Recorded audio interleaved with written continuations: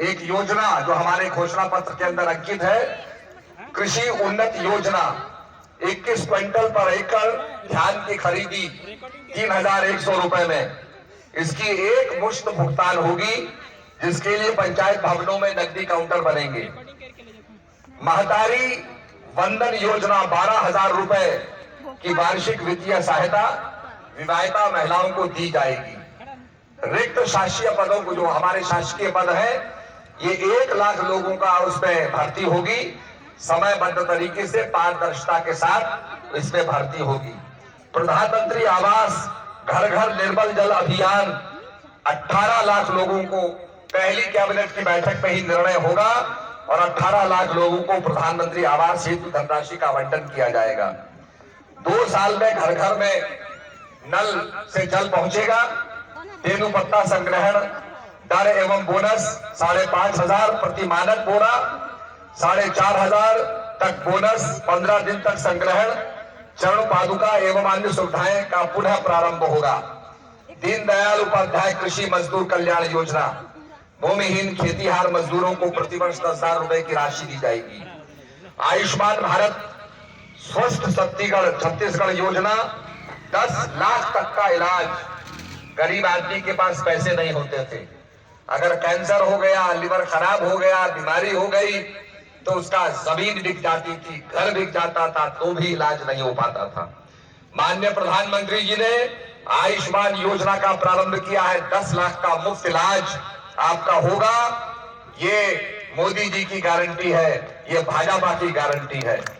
सस्ती दवाइयों के लिए 500 नए जन औषधि केंद्र खोले जाएंगे। इस प्रकार से बहुत सी हमारी कल्याणकारी योजना है।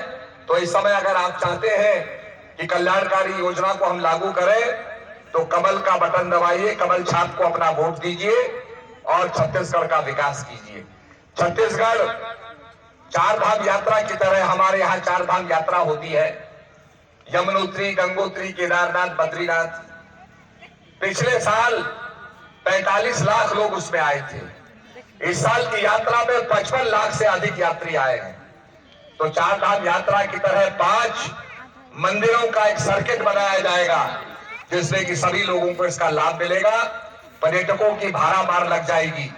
आपकी संस्कृति तो बहुत पुरातन संस्कृति रही है। छत्तीसगढ़ के अंदर जहां कौशल्या माता पैदा हुई, जहां भगवान राम का ये ननिहाल है, मैं छत्तीसगढ़ को प्रणाम करता हूं। और यहाँ की जो पुरातन 10,000 से 15,000 साल पुरानी संस्कृति, जो यहाँ पर तरी घाट है जिला दुर्ग में, खारून नदी के पास बहुत अवशेष मिले हैं। गोहरानी, सिरपुर में, शरमपुर में बहुत अवशेष निकले हैं। हूण कुषाण सभ्यता का अवशेष यहाँ मिलते हैं। और इतना ही नहीं, मैं आपसे कहना चाहूंगा कि हड़प्पा मोहनजोदाड़ो संस्कृति से भी प्राचीन संस्कृति आपके छत्तीसगढ़ में रही है, जिसको दक्षिण कौशल कहा जाता था।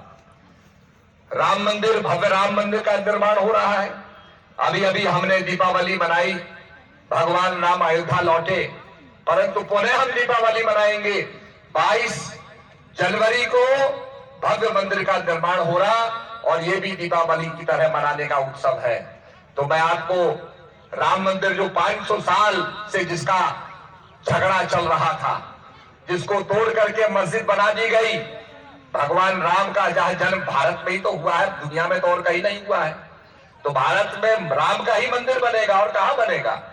तो ये भव्य राम मंदिर का निर्माण हो रहा है। और राम ने तो शबरी को महत्व दिया। शबरी जो सबकी तपस्या करती थी, शबरी जो सबकी सेवा करती थी, भगवान किसी ऋषि मुनि के पास नहीं गए, भगवान शबरी के पास गए। और शबरी के पास जाके पंपा सरोवर को देखकर भगवान कहते हैं, ये सरोवर बड़ा गंदा है। ऋषि मुनियों से कहा, आप अपने चरण डालो, ये सरोवर पवित्र हो जाएगा। ऋषि मुनियों ने चरण डाले, सरोवर पवित्र नहीं हुआ। भगवान राम ने अपने पैर डाले, सरोवर पवित्र नहीं हुआ। फिर भगवान ने शबरी से कहा, शबरी तुम अपने चरण डालो। और शबरी ने जब पैर डाले तो सारा पंपा सरोवर पवित्र हो गया।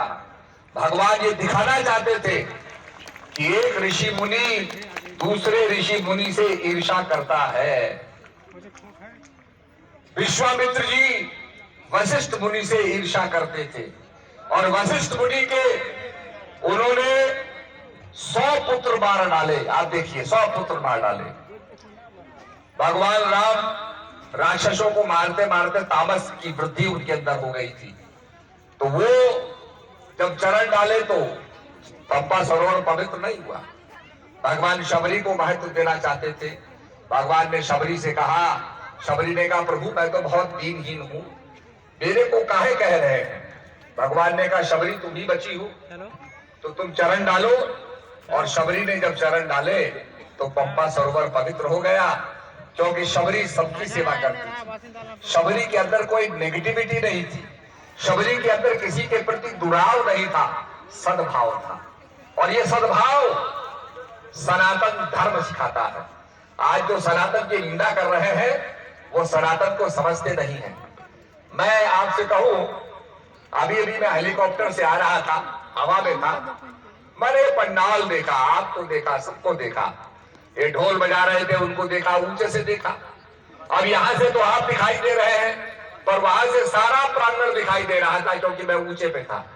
हमारे ऋषि मुनियों की आत्मा इतनी ऊंची थी, इतनी उन्नत थी कि उन्होंने कहा सर्वे भवन्तु सुखिनः, सर्वे सन्तु निरामय, सर्वे भद्राणि पश्यन्तु मा कश्चित् दुःखात् भवेत्। उनकी आत्मा इतनी ऊंची थी, उन्होंने ये नहीं कहा कि मेरी जात, मेरी बिरादरी, मेरा धर्म, इसी का कल्याण हो, नहीं कहा सर्वे। सर्वे का मतलब सब, एवरीबॉडी। आज G20 के अंदर मोदी जी का नारा क्या था? वसुधैव कुटुंबकम, वन अर्थ, एक दुनिया, एक पृथ्वी, वन फैमिली, एक परिवार, वसुधैव कुटुंबकम, एंड वन फ्यूचर, एक भविष्य, हम सब एक साथ हैं। ये विचार लेकर के मोदी जी चले, और ये विचार सनातन से आते हैं।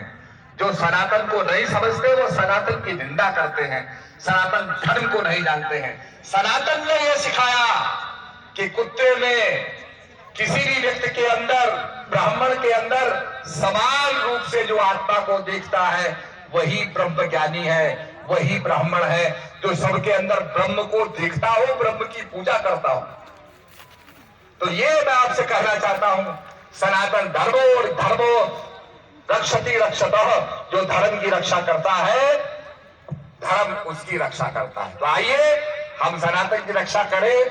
मुझे पर्ची मिल गई है, पायलट खबर कर रहा है आपको उड़ना है, जो कि कार्यक्रम को करना है। मैं ज्यादा समय नहीं दे पा रहा हूं, केवल इतना ही कहूंगा, हो गई है पीर पर्वत सी पिघलनी चाहिए। इस विधानसभा क्षेत्र से कोई गंगा निकलनी चाहिए। मेरे सीने में न सही तो तेरे सीने में ही सही, कहीं भी आग, लेकिन आग जलनी चाहिए। सिर्फ हंगामा करना मेरा मकसद नहीं, मेरी ये कोशिश है, ये सूरत बदलनी चाहिए। आइए मिलके सूरत बदले और कमल छाप को समर्थन देकर के यहां से अपने प्रत्याशी को विजय बनाए। भारत माता की जय। धन्यवाद।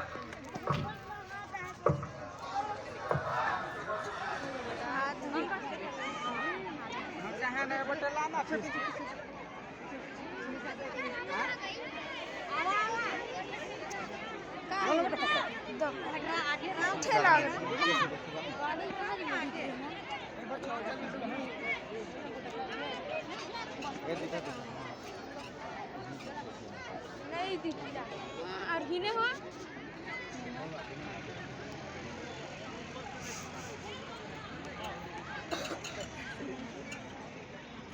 पहले तो मना के मन है ना वीडियो बना रे आप का देख पा रहे तो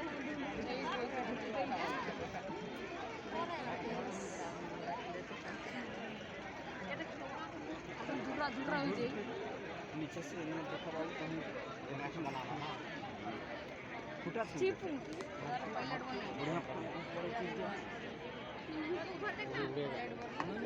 उसको हेलीकॉप्टर को देखो